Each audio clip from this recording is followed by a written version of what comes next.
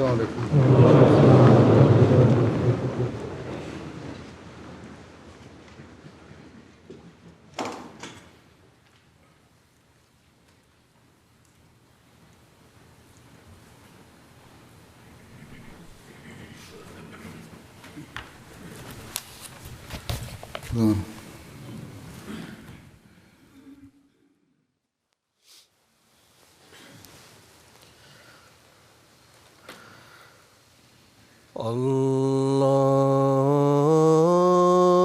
الله أكبر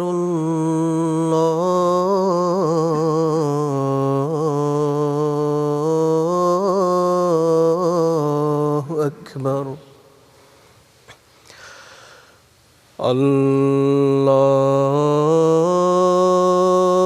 الله أكبر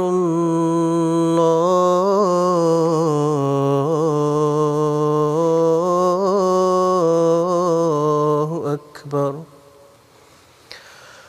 أشهد أن لا إله إلا الله أشهد أن لا إله إلا الله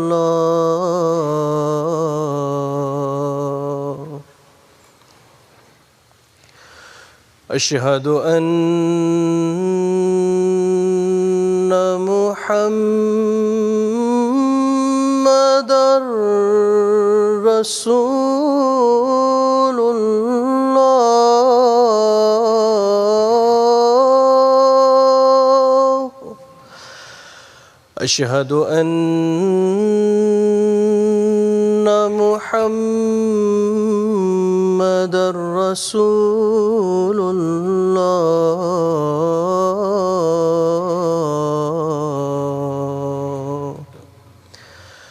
حي على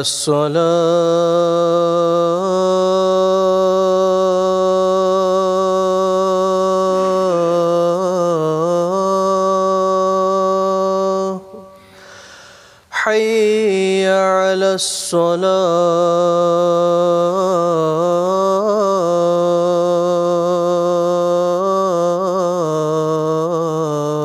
الصلاة حي على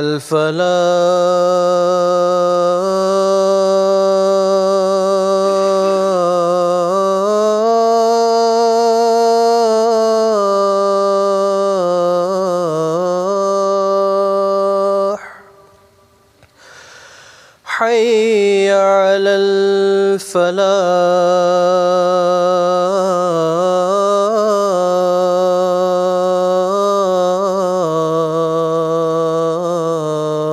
الفلاح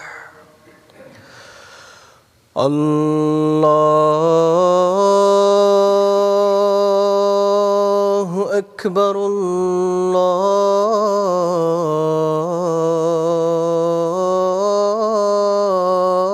الله أكبر لا إله إلا الله. السلام عليكم ورحمة الله.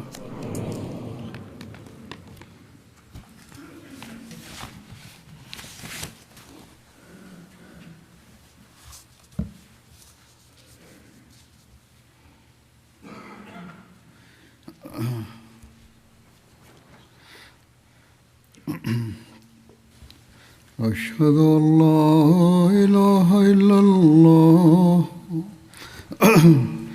أشهد أن لا إله إلا الله وحده لا شريك له وأشهد أن محمدًا عبده ورسوله أما بعد فأعوذ بالله من الشيطان الرجيم بسم الله الرحمن الرحيم الحمد لله رب العالمين الرحمن الرحيم مالك يوم الدين إياك نعبد وإياك نستعين اهدنا الصراط المستقيم صراط الذين أنعمت عليهم غير المغضوب عليهم ولا الضالين.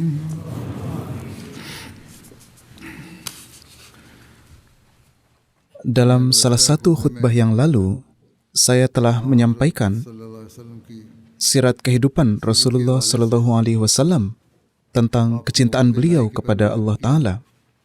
Hari ini, saya akan menyampaikan lebih lanjut mengenai hal ini. Bahkan pada masa muda dan sebelum pendakwaan kenabian, dalam diri Rasulullah SAW sudah terdapat gejolak kecintaan ilahi yang sangat luar biasa, sehingga karena dalamnya kecintaan itu, beliau SAW pergi ke gua untuk menyibukkan diri dalam menjalin kedekatan dengan sang kekasih ilahi. Dalam menjelaskan hal ini, Hazrat Masih Maud alaihissalam bersabda, "Aku melihat bahwa musim panas juga memiliki kesesuaian khusus dengan kemajuan rohani. Perhatikanlah bagaimana Rasulullah SAW, Allah Ta'ala telah membangkitkan beliau SAW di kota seperti halnya Mekah, dan pada musim-musim panas di dalamnya, beliau pergi sendirian ke Gua Hira untuk beribadah kepada Allah Ta'ala. Betapa luar biasanya masa itu. Beliau SAW sendirilah yang sering keluar dengan membawa kantung air. Pada hakikatnya, ketika kecintaan dan kenikmatan dengan Allah Ta'ala telah tercipta, maka timbullah keengganan dan ketidaksukaan terhadap dunia dan ahli dunia. Secara alami, kesendirian dan khalwat menjadi disukainya.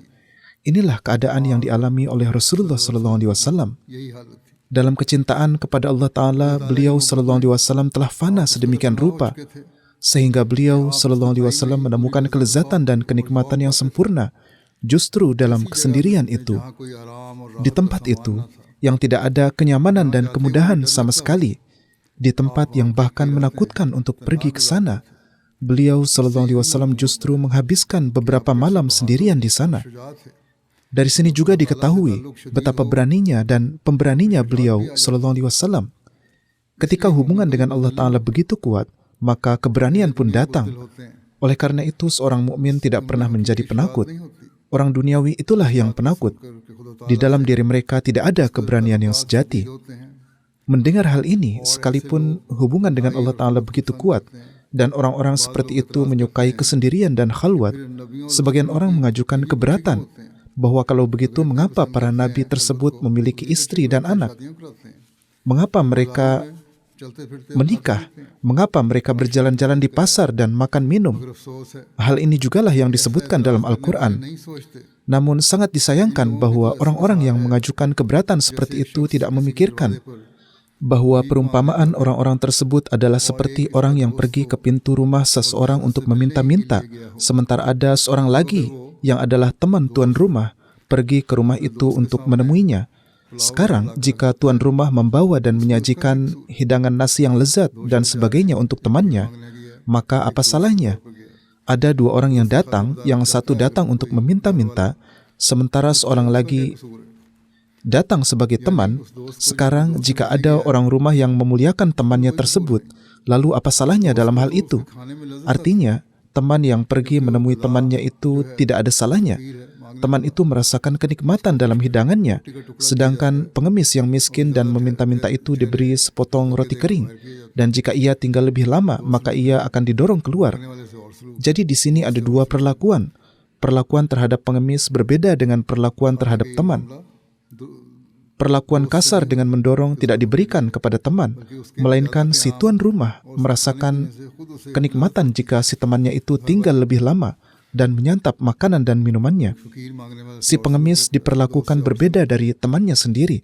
Teman disambut dengan baik, dilayani dengan penuh perhatian, sedangkan orang fakir disingkirkan dengan memberinya sesuatu. Beliau bersabda, demikianlah keadaan para nabi dan utusan Allah. Apapun yang hadir di hadapan mereka, itu bukanlah hasil dari keinginan hawa nafsu mereka. Mereka merasakan seluruh kenikmatan dan ketenangan hanya dalam zikir dan kesibukan dengan Allah Ta'ala. Dan pada hakikatnya mereka lebih menyukai kesendirian, di mana mereka menyampaikan keinginan-keinginan dan hasrat-hasrat hati mereka kepada kekasih mereka. Dan mereka menginginkan agar dalam keadaan itu tidak ada seorang pun yang melihat mereka. Selain itu, jalinan hubungan ini adalah untuk kesempurnaan mereka, yakni untuk mencapai standar tertinggi dari hubungan kecintaan mereka dengan Allah Ta'ala.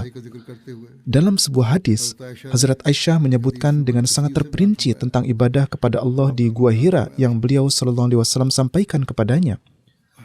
Hazrat Aisyah menuturkan, pada mulanya, wahyu yang turun kepada Rasulullah SAW adalah melihat mimpi yang benar dalam tidur. Mimpi apapun yang beliau SAW lihat terjadi seperti fajar yang terang.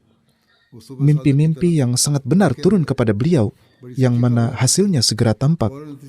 Setelah itu, beliau tertarik pada kesendirian, dan beliau tinggal sendirian di Gua Hira, serta beribadah di dalamnya. Ibadah ini adalah untuk beberapa malam yang terhitung, yang beliau selesaikan sebelum beliau merasakan keinginan untuk bertemu dengan keluarga beliau. Dan untuk itu, beliau membawa bekal bersama beliau, yakni membawa sedikit makanan dan minuman atau perlengkapan. Kemudian, setelah beberapa waktu, beliau kembali kepada Hazrat Khadijah dan mengambil bekal perjalanan untuk malam-malam yang sama jumlahnya atau lebih banyak. Akhirnya, kebenaran turun kepada beliau, dan saat itu beliau berada di Gua Hira. Seorang malaikat datang kepada beliau dan berkata, "Bacalah." Beliau berkata, "Aku sama sekali tidak akan membaca, aku tidak tahu membaca." Rasulullah SAW bersabda, Hazrat Aisyah menuturkan, malaikat itu memeluk saya dan memeluk saya begitu erat, sehingga mencapai batas kekuatan saya. Kemudian ia melepaskan saya dan berkata, "Bacalah." Saya menjawab, "Saya tidak akan membaca karena saya tidak tahu sama sekali membaca." Kemudian ia memeluk saya dan untuk kedua kalinya memeluk dengan keras sehingga saya kehilangan kesadaran. Kemudian ia melepaskan saya dan berkata, "Bacalah." Saya berkata, "Saya tidak akan membaca." Kemudian ia memeluk saya. Kemudian untuk ketiga kalinya ia memeluk saya dengan keras. Kemudian ia melepaskan saya dan berkata, "Iqra' bismi rabbikal ladzi khalaq. Khalaqal insana min 'alaq. Iqra' wa rabbukal akram." Bacalah dengan menyebut nama Tuhanmu yang telah menciptakan manusia dari segumpal darah, yang telah menciptakan. Ia menciptakan manusia dari segumpal darah. Bacalah, dan Tuhanmu adalah zat yang memiliki sifat-sifat yang sangat mulia. Dengan membawa ayat-ayat ini, Rasulullah SAW kembali dari gua. Ketika beliau datang ke rumah menemui Hazrat Khadijah, jantung beliau berdebar-debar. Beliau SAW bersabda kepada Hazrat Khadijah, selimutilah aku." Maka Hazrat Khadijah pun menyelimuti beliau, hingga rasa takut beliau hilang. Kemudian beliau menceritakan seluruh peristiwa kepada Hazrat Khadijah dan bersabda, "Aku khawatir terhadap keselamatan jiwaku." Atas hal itu Hazrat Khadijah berkata, "Sama sekali tidak. Demi Allah, Allah tidak akan pernah menghinakan Anda. Anda menyambung tali silaturahmi, menanggung beban orang-orang yang lemah, melakukan kebaikan-kebaikan yang tiada lagi orang melakukannya, mengkhidmati tamu, membantu orang-orang yang berada dalam kesulitan meskipun Anda ada dalam kesulitan, dan senantiasa membela kebenaran." Setelah itu Hazrat Khadijah membawa beliau dan mendatangi sepupu beliau, Waraqah bin Naufal, yang merupakan putra Asad bin Abdul Uzza. Waraqah adalah orang yang pada zaman jahiliyah telah menjadi Nasrani dan mengetahui tulisan dan bacaan Ibrani. Dari Injil, apa saja perintah Allah, ia menuliskannya dalam bahasa Ibrani. Ia sudah sangat tua dan buta. Hazrat Khadijah berkata kepadanya, "Wahai putra pamanku, dengarkanlah perkataan keponakanmu." Waraqah bertanya kepada beliau SAW, "Wahai keponakanku, apa yang engkau lihat?" Atas hal itu, Rasulullah SAW menceritakan kepadanya apa yang telah beliau lihat. Waraqah berkata kepada beliau, "Ini adalah malaikat pembawa syariat. yang telah diturunkan Allah Ta'ala kepada Hazrat Musa. अल्लाह ताला ने Seandainya saja aku masih menjadi pemuda pada masa itu, seandainya saja aku masih hidup ketika kaummu akan mengusirmu. मैं उस वक्त जिंदा रहूं Atas hal ini Rasulullah SAW bersabda, apakah mereka akan mengusirku? Beliau berkata, ya, pesan yang engkau bawa, kapanpun seorang datang membawa pesan seperti itu, pasti akan dimusuhi. Dan jika aku mendapati masamu itu, maka aku akan siap sedia untuk membantumu. तो मैं कमर Beberapa saat setelah itu Warokah pun wafat जल्द फौत हो dan wahyu pun terputus untuk beberapa waktu terhenti. के लिए उसमें वक्फा पड़ गया मुतल Hazrat Aqdas Masih Maud alaihissalatu wassalam bersabda, वसलाम hakikatnya adalah menurut ajaran Al-Quran suci, ये है kita memahami perkara ini में कुरान शरीफ bahwa di satu sisi Allah Ta'ala dalam Al-Quran suci menyatakan sifat-sifat kemuliaannya, शरीफ में sifat rahmat, अपने कर्म kelembutan dan kasih sayangnya, लुत्फ dan menampakkan bahwa Dia adalah Rahman, Maha Pengasih, sementara di sisi lain berfirman, और दूसरी तरफ wa an laisa lil insani कि वो अन illa ma sa'a, wa an laisa lil insani illa ma sa'a, dan manusia memperoleh apa yang ia usahakan, dan berfirman, wallazina jahadu fina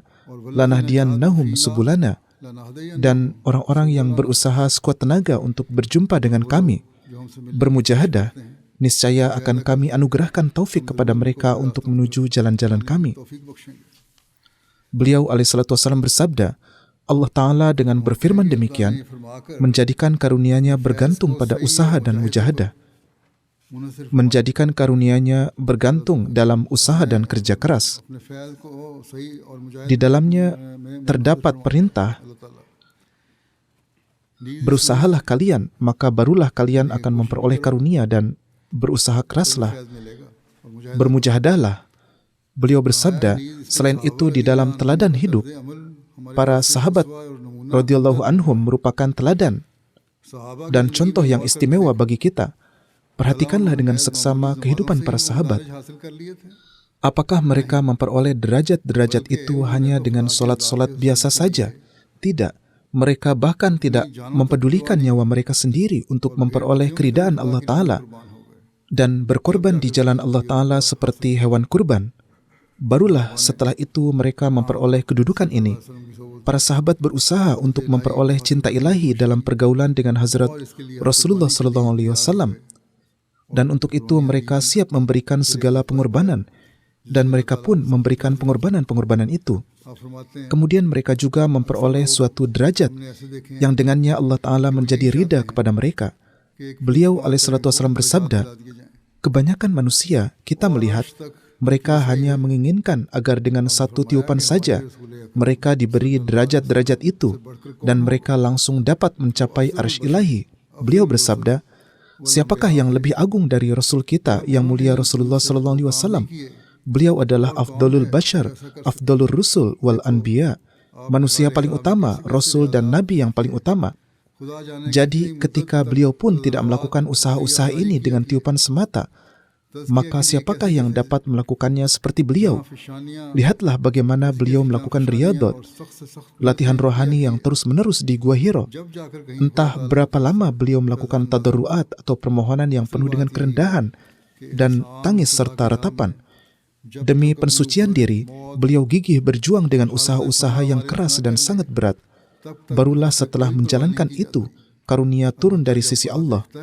Hakikat sebenarnya adalah bahwa selama manusia tidak mendatangkan satu kematian dalam keadaan fanafillah atas dirinya di jalan Allah, फिर वो इंसान पर खुद maka tidak akan turun perhatian untuknya.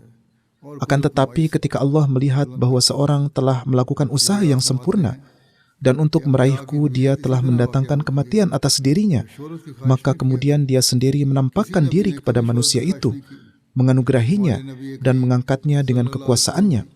Kemudian di suatu tempat beliau bersabda, tabiat para nabi memang seperti ini, yaitu mereka tidak menginginkan ketenaran. Tidak seorang nabi pun pernah menginginkan ketenaran. Nabi kita yang mulia sallallahu alaihi wasallam juga menyukai kesunyian dan kesendirian. Beliau pergi ke gua yang sunyi, jauh dari manusia untuk beribadah, yaitu Gua Hira. Gua ini sangat menakutkan sehingga tidak seorang pun yang berani masuk ke dalamnya. tetapi beliau menyukainya karena di sana tidak ada seorang pun yang datang, bahkan karena takut sekalipun. Beliau sama sekali tidak menyukai ketenaran, tetapi kemudian perintah Allah Ta'ala turun, Ya ayyuhal muddathir, kum fa'anzir, yaitu, wahai orang yang berselimut, bangunlah dan peringatkanlah manusia. Dalam perintah ini terasa ada unsur dorongan atau pemaksaan, dan karena itulah perintah diberikan dengan tegas bahwa beliau harus meninggalkan kesendirian yang sangat beliau sukai. Maka ketika cinta kepada Allah Ta'ala telah mencapai puncaknya, dan perjuangan beliau juga telah mencapai puncaknya, maka Allah Ta'ala mengutus beliau ke dunia untuk menyebarkan syariatnya yang terakhir. Beliau bersabda, ini memang kecintaan dan kerinduan kepada Allah Ta'ala, tetapi ada juga perjuangan yang karenanya Allah Ta'ala kemudian menganugerahi beliau dengan karunia yang tak terhitung. Dan setiap manusia sesuai dengan tingkatannya sulit untuk mencapai Allah Ta'ala selama dia tidak berusaha dan tidak berjuang. Dalam cinta kepada Allah Ta'ala, kondisi solat beliau SAW adalah seperti ini. Mutarrif meriwayatkan dari ayahnya bahwa dia berkata, saya datang kepada Nabi SAW dan beliau sedang mengerjakan solat. Dari dada beliau terdengar suara seperti suara periuk yang mendidih. Beliau meratap dan merintih sedemikian rupa sehingga terasa seperti air yang sedang mendidih di dalam periuk. Demikian pula sebuah riwayat yang disebutkan oleh Hazrat Aisyah yang juga telah saya sampaikan dalam sebuah khutbah sebelumnya, bahwa beliau SAW melakukan ibadah yang begitu banyak dan berdiri hingga lama saat beribadah sehingga kaki beliau menjadi bengkak. Hazrat Muslim Maud radhiyallahu ta'ala anhu dalam menyebutkan kecintaan ilahi dan ibadah Rasulullah SAW pada suatu tempat bersabda, sebagian kecil dari ini telah saya sampaikan sebelumnya dalam beberapa khutbah yang lalu di mana saya telah menyampaikan sirat kehidupan beliau, tetapi ada juga rincian lebih lanjut yang akan saya sampaikan di sini. Dari sini cinta dan kerinduan beliau kepada Allah Ta'ala menjadi semakin jelas. Hazrat Muslim Maud menulis, Hazrat Aisyah berkata, ketika beliau SAW menderita sakit menjelang wafat, karena kelemahan yang sangat parah, beliau tidak mampu untuk memimpin solat. Oleh karena itu, beliau memerintahkan Hazrat Abu Bakar untuk memimpin solat. Ketika Hazrat Abu Bakar radhiyallahu ta'ala anhu mulai memimpin solat, saat itu beliau SAW merasakan sedikit kelegaan dan hendak keluar untuk solat. Hazrat Aisyah berkata, setelah memberikan perintah kepada Hazrat Abu Bakar untuk memimpin solat, ketika beliau merasakan sedikit keringanan dalam penyakit beliau, maka beliau pun keluar untuk solat dengan bersandar pada orang-orang. Hazrat Aisyah berkata, pada saat itu di hadapan mata saya adalah pemandangan bahwa karena dahsyatnya rasa sakit, kaki beliau terseret di tanah. Ketika beliau sampai di masjid dan Hazrat Abu Bakar bermaksud untuk mundur ke belakang, maka Rasulullah SAW mengetahui maksudnya dan memberi isyarat agar tetap di tempatnya. Kemudian beliau dibawa ke sana dan beliau SAW duduk di samping Hazrat Abu Bakar radhiyallahu ta'ala anhu. Setelah itu Rasul Karim SAW mulai melakukan solat dan Hazrat Abu Bakar pun melakukan solat mengikuti solat beliau SAW dan orang-orang lainnya mulai mengikuti solat Hazrat Abu Bakar. Dari hadis ini diketahui bahwa betapapun bahayanya penyakit beliau SAW tidak melupakan zikir ilahi atau mengingat Allah. Umumnya, orang-orang terlihat bahwa begitu merasakan sedikit kesulitan, maka melupakan semua ibadah. Dalam sholat berjamaah dan menunaikan syarat-syarat lainnya, seringkali terjadi kelalaian. Akan tetapi, keadaan beliau adalah, jangankan penyakit ringan, dalam keadaan sakit parah yang akhirnya menyebabkan kewafatan beliau pun, di mana beliau berkali-kali pingsan dan tidak mampu bangkit. Tetapi ketika sholat dimulai, maka beliau tidak dapat menahan diri untuk duduk diam di rumah. Pada saat itu juga dengan bersandar pada bahu dua orang sahabat, meskipun dengan kelemahan sedemikian rupa sehingga kaki terseret-seret, beliau datang ke masjid untuk sholat berjamaah. Memang secara zahir hal ini tampak biasa saja, tetapi coba lihat keadaan Rasulullah SAW yang mana beliau saat itu tengah menderita. Kemudian lihatlah juga gejolak kerinduan untuk mengingat Allah yang menjadi dasar beliau datang untuk solat meskipun dengan bertumpu pada bahu dua orang. Jadi akan diketahui bahwa peristiwa ini bukanlah peristiwa biasa, melainkan merupakan cermin dari gejolak kerinduan untuk mengingat Allah yang ada dalam hati beliau. Setiap orang yang memiliki wawasan dapat memahami bahwa mengingat Allah adalah hidangan beliau, dan tanpa itu beliau tidak merasakan kenikmatan apapun dalam kehidupan beliau. Ke arah inilah beliau telah berisyarat bahwa di antara hal-hal yang aku cintai adalah qurratu aini fis salat, yakni kesejukan mataku adalah dalam solat. Dari segi syariat, dalam keadaan seperti itu, solat berjamaah atau datang ke masjid bukanlah perkara yang wajib, karena jika dalam keadaan sakit, syariat Islam tidak memaksa siapapun untuk memenuhi syarat-syarat tersebut. Dalam keadaan sakit, seseorang dapat solat di rumah, tetapi ini adalah syariat kecintaan. Ini sebenarnya adalah perintah syariat, tetapi amalan beliau sallallahu alaihi wasallam atas syariat adalah syariat kecintaan yang diwujudkan oleh Rasulullah sallallahu alaihi wasallam. Itu memang perintah-perintah syariat, tetapi ini adalah syariat kecintaan. Ini adalah perkara-perkara cinta. Ini adalah perintah-perintah mahabbah atau kecintaan yang lebih tinggi daripada sekedar syariat. Di dalamnya meluap cinta dan mahabbah. Memang syariat memberi izin kepada beliau untuk salat di rumah saja, tetapi cinta beliau kepada mengingat Allah memaksa beliau bahwa apapun yang terjadi, beliau menanggung setiap kesulitan dan berupaya mengingat Allah dengan memenuhi semua syarat serta mengingat sang kekasih beliau.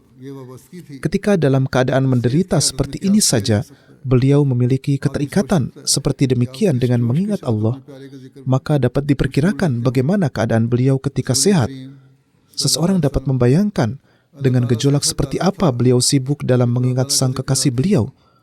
Rasulullah SAW memiliki hubungan dengan Allah Ta'ala yang sedemikian rupa, sehingga begitu disebutkan berkenaan dengan Allah Ta'ala, timbullah gejolak dalam diri beliau. Beliau memiliki kecintaan kepada Allah Ta'ala yang sedemikian rupa, sehingga dalam keadaan sehat maupun sakit, mengingat Allah Ta'ala merupakan asupan beliau. Dan hal inilah yang ingin beliau ciptakan dalam umat beliau dan orang-orang beliau, agar mereka juga terbiasa dengan hal ini. Sebagaimana dalam khutbah sebelumnya saya telah memaparkan sirat kehidupan beliau dan menyampaikan hadis yang ringkas. Di dalamnya terdapat beberapa rincian yang perlu disampaikan kembali. Oleh karena itu, di sini saya sampaikan. Rasulullah SAW suatu kali pergi ke Bani Amr bin Auf untuk mendamaikan mereka. Di antara mereka ada suatu permasalahan pertengkaran. Beliau pergi untuk mendamaikan mereka. Di sana terjadi perselisihan, sementara itu waktu sholat tiba, dan muazin di Masjid Nabawi mengumandangkan azan. Kemudian muazin datang kepada Hazrat Abu Bakar dan berkata, "Apakah Anda akan memimpin sholat? Saya akan mengumandangkan iqamah." Beliau menjawab, "Ya." Kemudian Hazrat Abu Bakar berdiri untuk sholat. Sementara itu Rasulullah SAW juga datang. Orang-orang saat itu sedang melaksanakan sholat. Dalam perjalanan itu, beliau SAW melewati suatu jalan dan berjalan ke depan lalu berdiri di saf pertama. Ketika orang-orang mengetahui kedatangan beliau SAW, mereka mulai bertepuk tangan agar Hazrat Abu Bakar mengetahuinya. Tetapi Hazrat Abu Bakar dalam solat tidak memberikan perhatian kepada hal lain. Sungguh suatu kekhusyukan yang luar biasa dalam solat, dalam ibadah. Dan perhatian beliau tidak tertuju ke hal lain. Ketika tepuk tangan itu berlangsung lama, barulah Hazrat Abu Bakar memperhatikan dan mengetahui bahwa Rasulullah SAW telah tiba. Rasulullah SAW memberikan isyarat kepada beliau agar tetap di tempat beliau. Atas hal itu, Hazrat Abu Bakar mengangkat kedua tangan beliau dan mengucapkan syukur serta memuji sanjung Allah Ta'ala atas kehormatan ini.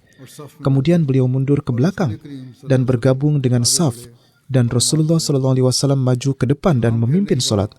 Setelah memberi salam, beliau SAW bersabda, "Wahai Abu Bakar, ketika saya telah memberi perintah, lalu hal apakah yang menghalangimu untuk memimpin solat?" Atas hal itu Hazrat Abu Bakar menjawab, "Hal ini pun telah saya jelaskan sebelumnya.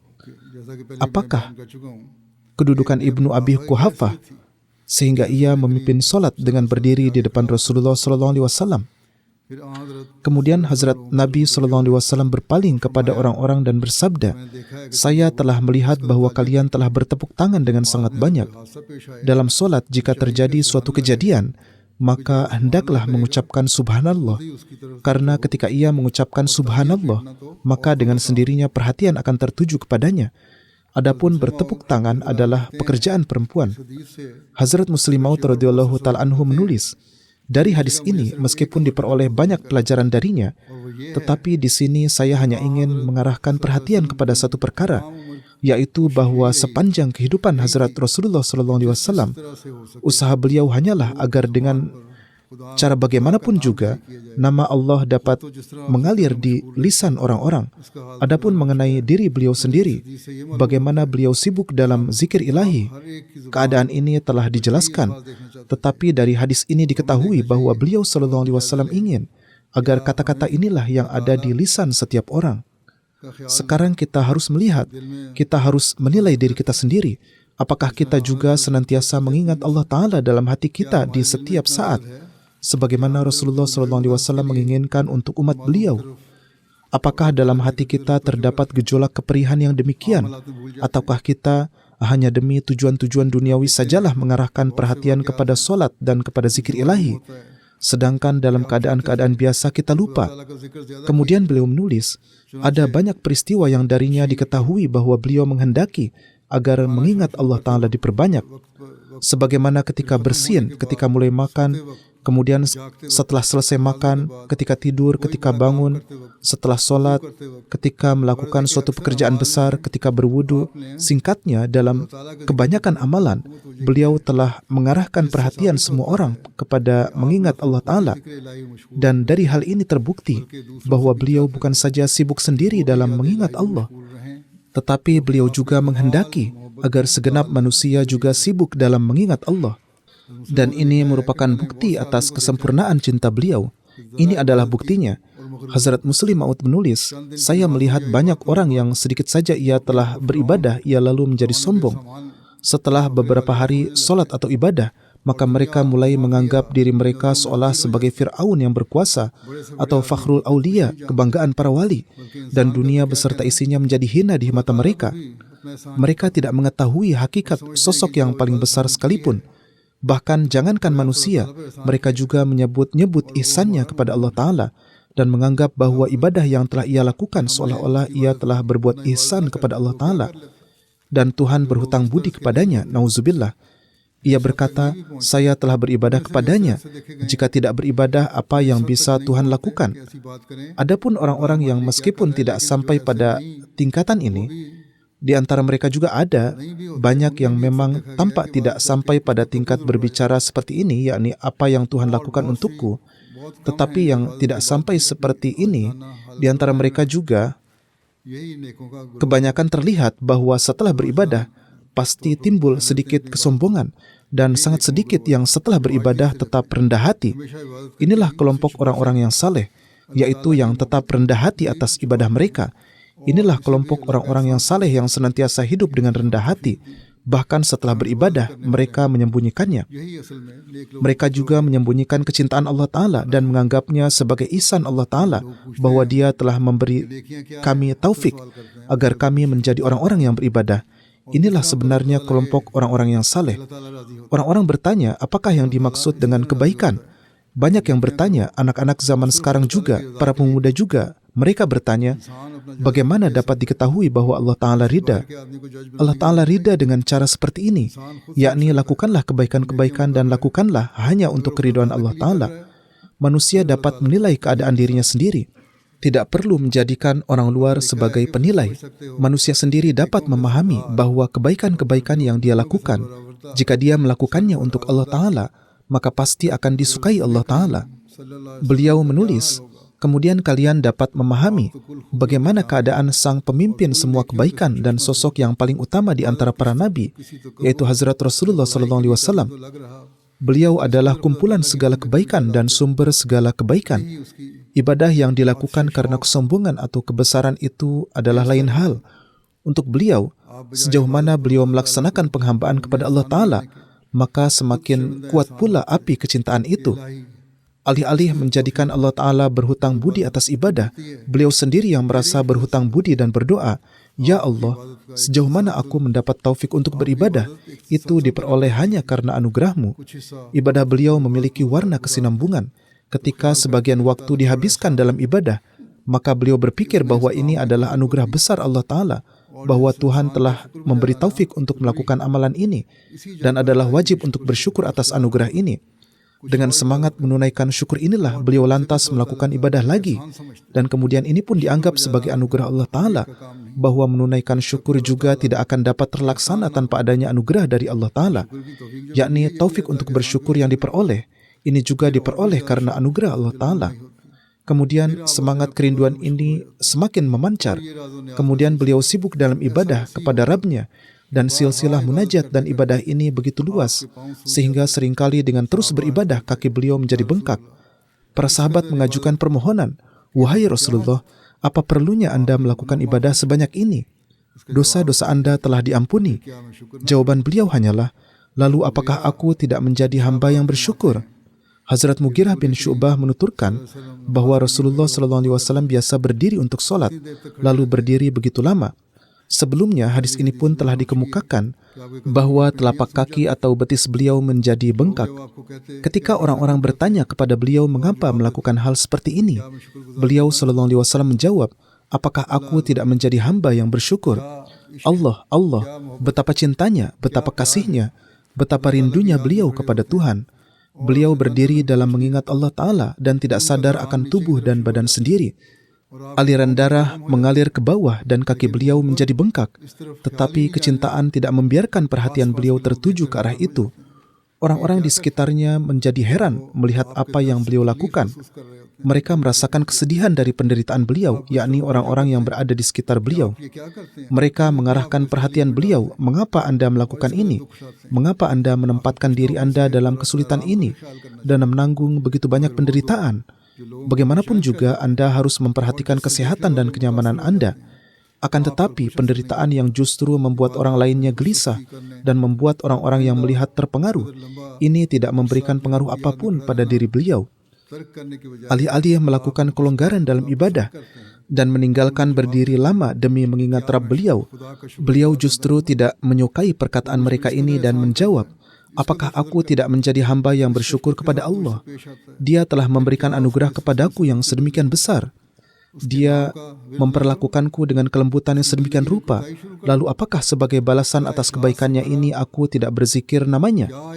Apakah aku akan melakukan kelalaian dalam penghambaan kepadanya?' Betapa penuh keikhlasan dan betapa jawaban ini menunjukkan rasa syukur, dan betapa jawaban ini membuka dan menenteramkan perasaan-perasaan kalbu suci beliau. Kerinduan mengingat Allah dan zikir kepadanya ini, apakah ada di dalam hati orang lain? Apakah orang lain dapat menunjukkan teladan ini? Apakah pemimpin kaum lain dapat menyaingi keikhlasan beliau ini? Kemudian lihatlah, saat beliau sendiri melakukan ini, di sana beliau juga memiliki harapan untuk umat beliau, agar mereka juga melakukan hal seperti ini. Kemudian Hazrat Muslih Maud bersabda dalam membahas hal ini, lalu bagaimana beliau tetap sibuk dalam pekerjaan-pekerjaan beliau? Bukanlah bahwa hanya melakukan ibadah, maka pekerjaan-pekerjaan lainnya lantas dianggap selesai. Bukanlah bahwa Rasulullah SAW bangun pada waktu malam untuk beribadah, kemudian beliau akan tidur sepanjang hari. Karena jika demikian, maka tidak akan diketahui syauk dan kerinduan yang ada. Karena sepanjang hari pun beliau tetap sibuk dalam upaya menyebarkan nama Allah Ta'ala dan menegakkan ketaatan serta kepatuhan kepadanya. Beliau sendiri menjadi imam dan memimpin sholat 5 waktu. Kepada delegasi dan utusan yang datang dari tempat-tempat jauh, beliau melakukan pertemuan dan memberikan jawaban terhadap permintaan dan tuntutan mereka. Peperangan pun beliau sendiri yang memimpin. Kepada para sahabat, beliau juga mengajarkan Al-Quran. Beliau juga bertindak sebagai hakim. Sepanjang hari, sebanyak apapun perselisihan yang terjadi di antara orang-orang, beliau menyelesaikan dan memberikan putusan. Pengelolaan harta benda, pengelolaan baitul mal, pengurusan pemerintahan, pelaksanaan agama Islam, pemenuhan hak-hak istri, kemudian beliau ikut serta dalam pekerjaan rumah tangga. Semua pekerjaan ini beliau lakukan pada waktu siang, dan setelah menunaikan semua itu, alih-alih terbaring lemas di atas tempat tidur dan tidak mengangkat kepala dari sana hingga matahari terbit, berulang kali beliau bangun dan duduk serta melakukan tasbih dan tahmid kepada Allah Ta'ala. Dan setelah lewat tengah malam, beliau bangun dan berwudu. Dan dalam kesendirian ketika di sekeliling terbentang kesunyian dan keheningan, beliau berdiri di hadirat Rabb beliau dengan sangat tawadu dan merendahkan diri, kemudian membaca Al-Quran dan berdiri begitu lama sehingga kaki beliau bengkak. Bahkan Hazrat Abdullah bin Mas'ud menyatakan, Suatu kali saya juga ikut berdiri sholat bersama beliau, maka saya mengalami kesulitan yang sedemikian rupa sehingga hampir saja saya memutus sholat dan lari karena kaki saya tidak dapat lagi menanggung beban yang lebih berat dan di luar kemampuan saya untuk tetap berdiri lebih lama. Ini adalah pernyataan dari orang yang masih muda dan jauh lebih muda usianya dari Rasulullah SAW. Dan dari ini dapat dipahami bahwa semangat dan gejolak cinta beliau adalah begitu kuat sehingga meskipun sudah tua yaitu lanjut usia dan sibuk bekerja sepanjang hari, beliau berdiri dalam ibadah dengan begitu lama sehingga orang-orang muda dan bahkan pemuda-pemuda yang kuat pun yang pekerjaan-pekerjaan mereka tidak ada apa-apanya dibandingkan dengan pekerjaan-pekerjaan beliau, tidak sanggup berdiri bersama beliau dan menjadi lelah. Mengapa beliau beribadah seperti ini?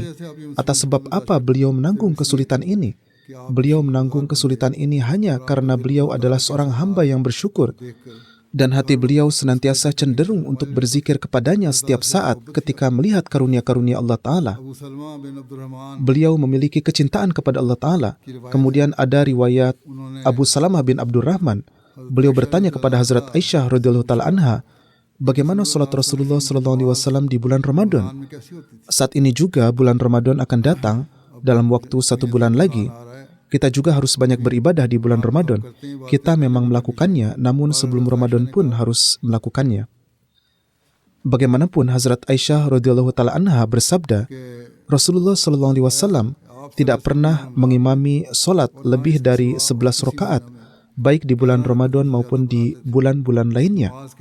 Tentang bagaimana solat beliau, menuturkan, solat nafal yang beliau tunaikan tidak lebih dari 11 rakaat. Pertama, beliau solat 4 rakaat, dan jangan tanyakan tentang keindahan dan panjangnya. Betapa indah dan panjangnya solat-solat beliau itu.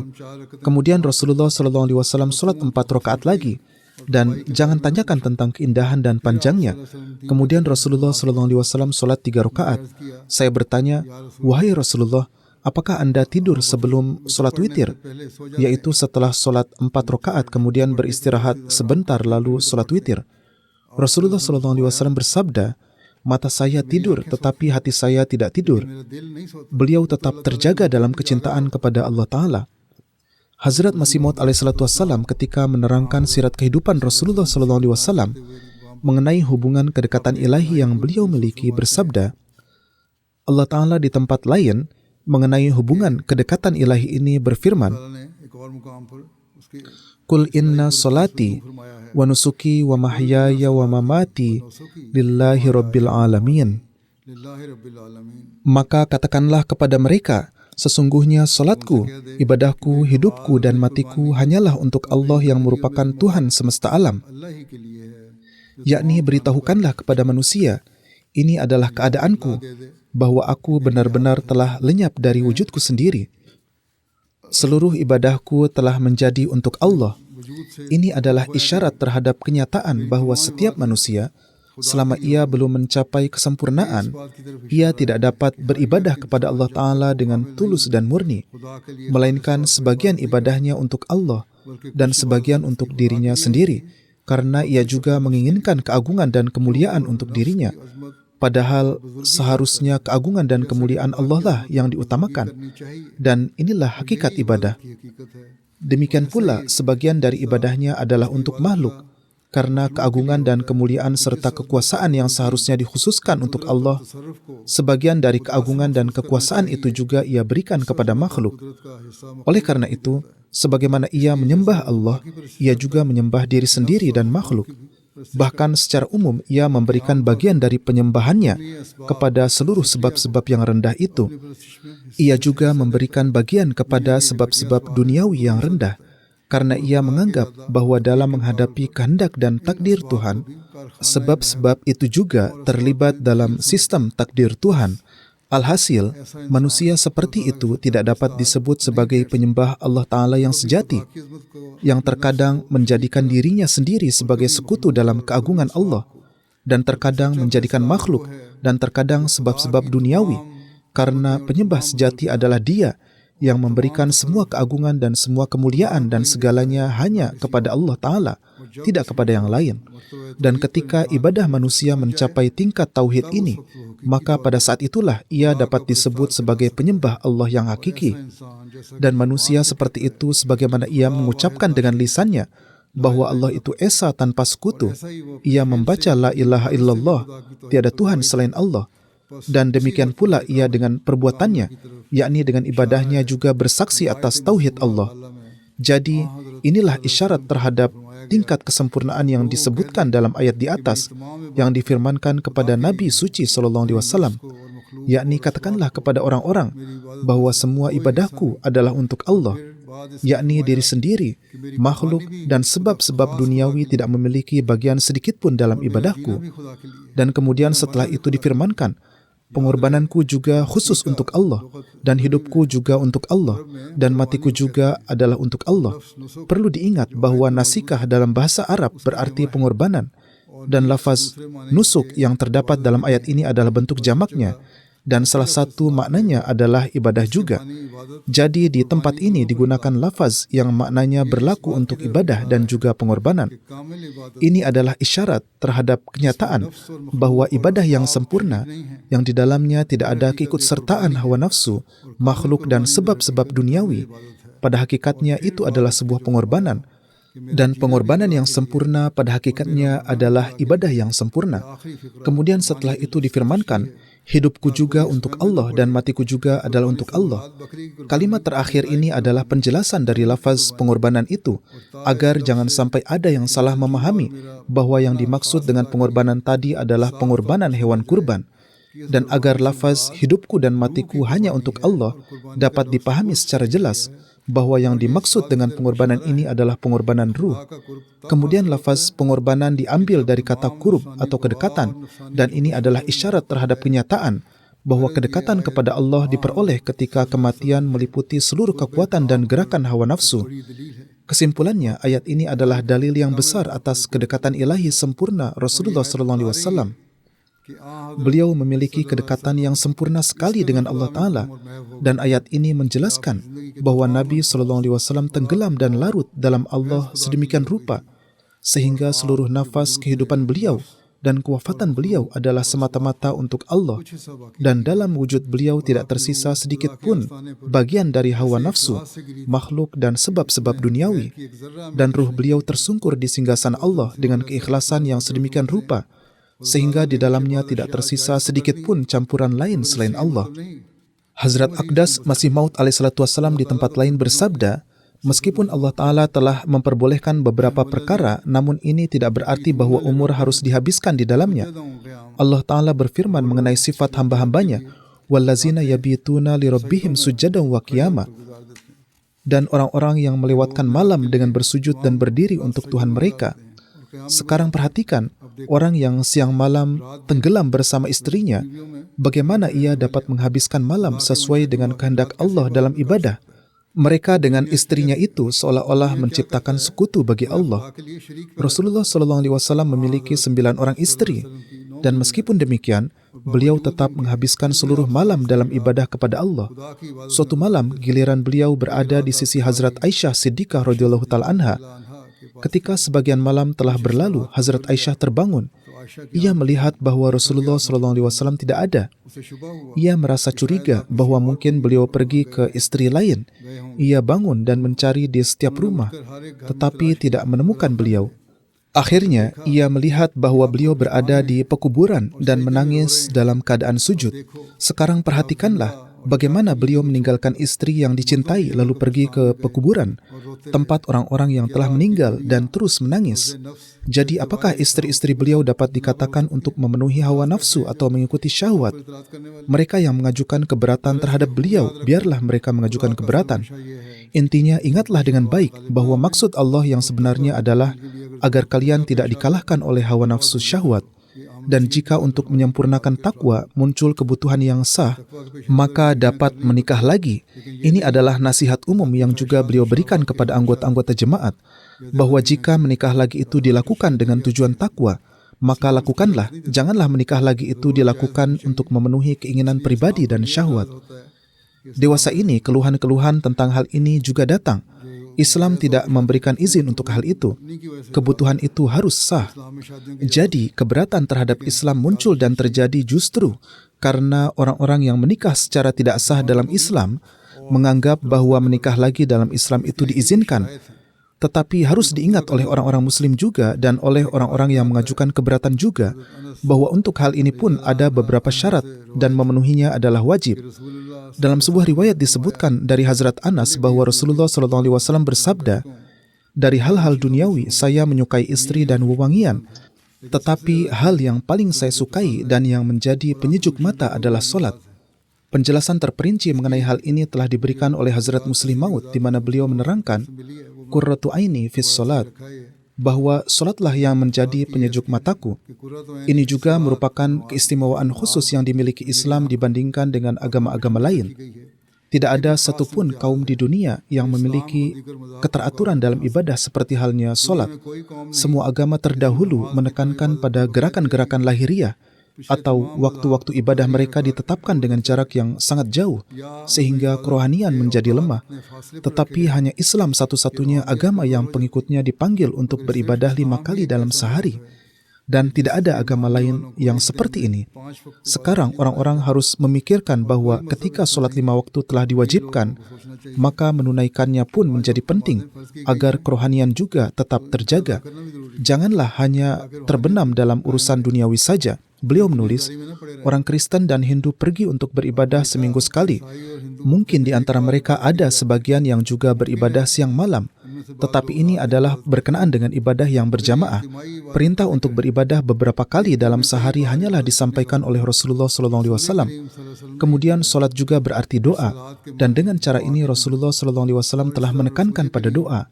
Dalam ibadah-ibadah agama lain, penekanan diberikan pada hal-hal lahiriah yang melaluinya diupayakan agar tercipta kenikmatan dalam ibadah. Misalnya di kaum Hindu Arya dan Kristen terdapat nyanyian dan musik. Tetapi Rasulullah SAW bersabda, "Aku telah diberi ibadah yang di dalamnya terdapat kenikmatan, dan tidak ada agama yang dapat menyamai kenikmatan yang demikian itu."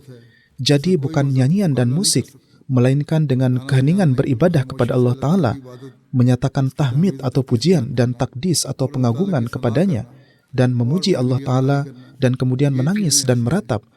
Maka hal-hal inilah dan ibadah yang seperti inilah yang memiliki kelezatan, yang darinya kemudian bertambah kecintaan kepada Allah Ta'ala.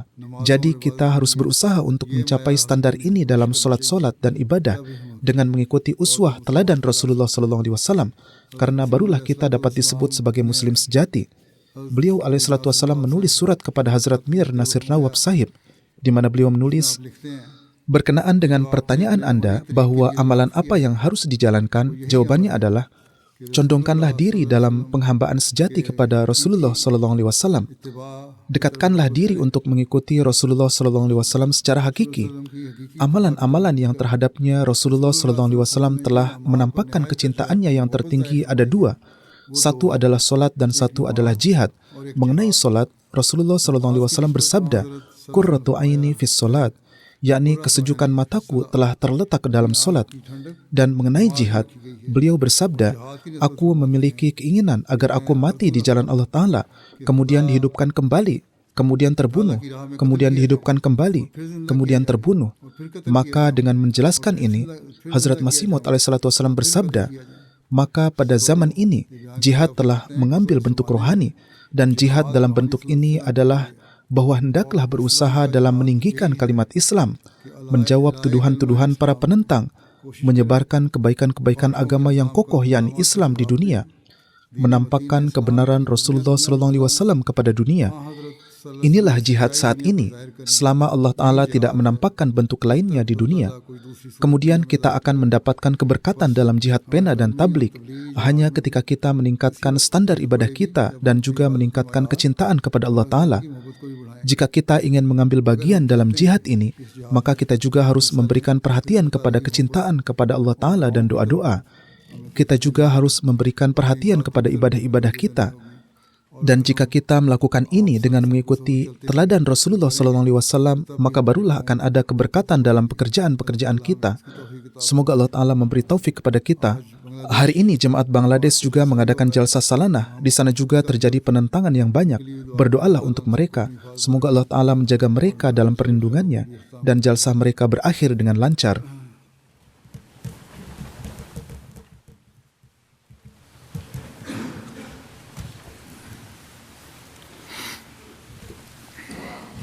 Alhamdulillah, alhamdulillah, nahmaduhu wa nasta'inuhu wa nastaghfiruh wa nu'minu bihi wa natawakkalu alayhi wa na'udhu billahi min shururi anfusina wa min sayyiati a'malina. Man yahdihillahu fala mudilla lahu ومن يضلل فلا هادي له ونشهد أن لا إله إلا الله ونشهد أن محمدا عبده ورسوله.